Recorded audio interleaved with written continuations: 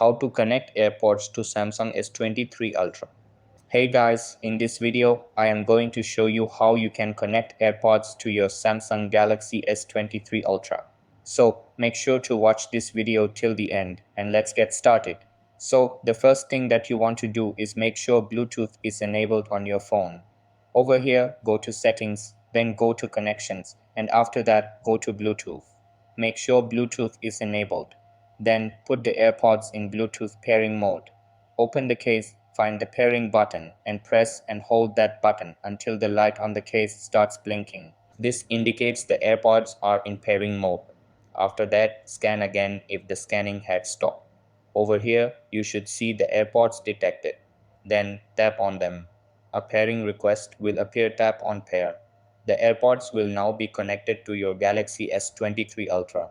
So that's how you can connect AirPods to Samsung S23 Ultra. That's all for this video.